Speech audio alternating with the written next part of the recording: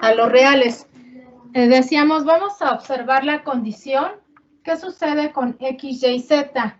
No hay potencias diferentes de 1, no se multiplican entre sí. En este caso sería un plano que pasa por 0. Recuerden que todo espacio vectorial debe de contener al 0.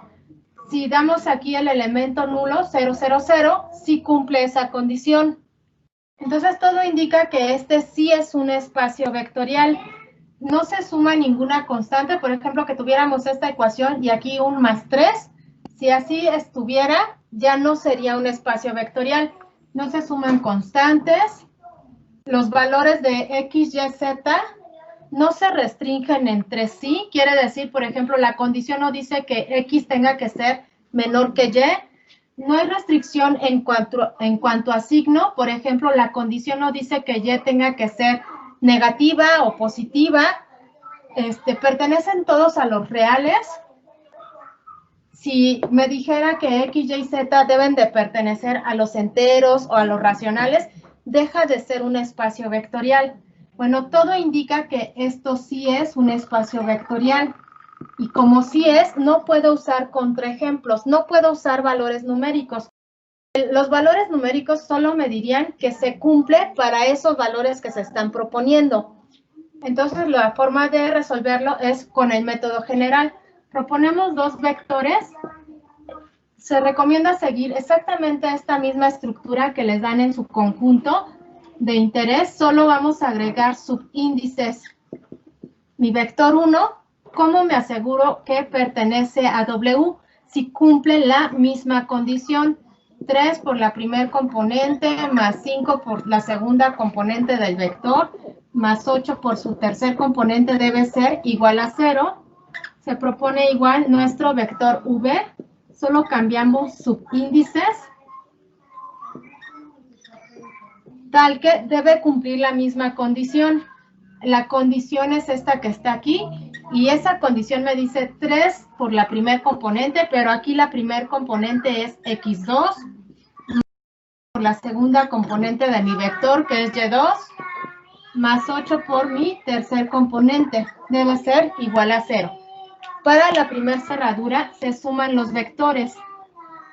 U más B. Esa suma de vectores me quedaría X1 más X2, Y1 más Y2, Z1 más Z2. Tal que si sumo los vectores, también sumamos las condiciones. La suma de condiciones, vamos a sumar estas dos. Puedo factorizar el 3. 3 por X1 más X2. Sumamos estas dos, puedo factorizar el 5 por Y1 más Y2. Sumamos estas dos y puedo factorizar el 8. Bueno, me quedaría, lo voy a poner aquí arriba. Por Z1 más Z2 igual, y sumamos estos dos, igual a 0. ¿Sí? Ahora, esta suma de vectores cumple con esa condición, pero vamos a regresar a la condición original. ¿Con qué debe cumplir?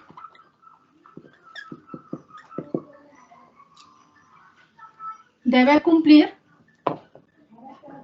mi condición original es 3x más 5y más 8z igual a 0. Pero ¿quién es x?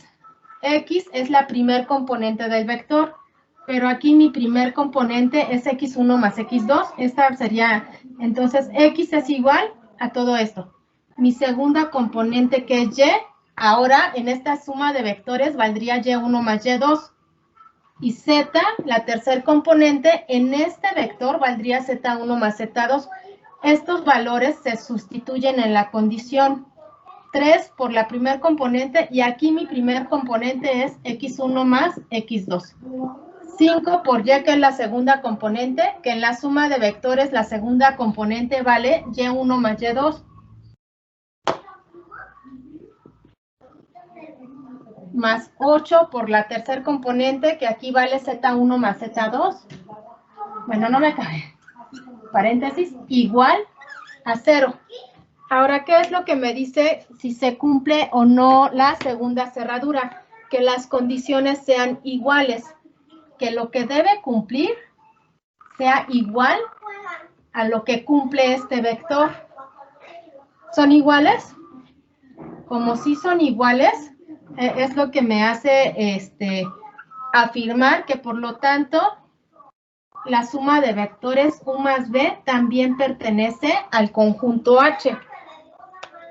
De manera similar se trabaja la segunda condición. Ahora voy a borrar esta por el espacio.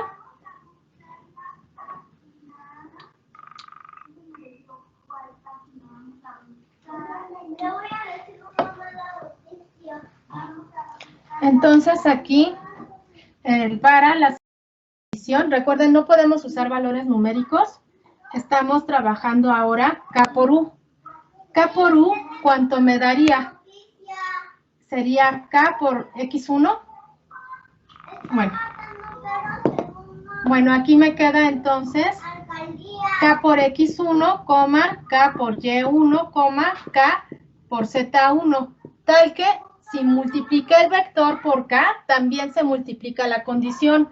Me quedaría K por todo esto, que se puede escribir como 3 por K X1 más 5 por K Y1 más 8 por K Z1 igual.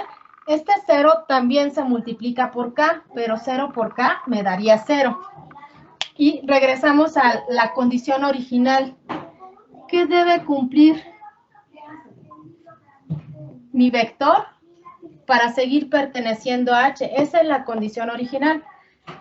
Pero recuerden que sería 3 por X, pero X es la primer componente. Y aquí mi primer componente del vector es K por X1. Más 5 por Y, que es la segunda componente. Y aquí en este producto, la segunda componente es K por Y1, lo sustituyo. Más 8 por Z, y Z es la tercer componente, que en este vector es K por Z1 igual a 0. Lo que debe cumplir es igual a lo que cumple este vector, si son iguales. Eso es lo que me hace afirmar que, por lo tanto, K por U sí pertenece a nuestro conjunto H. Se cumplen ambas cerraduras.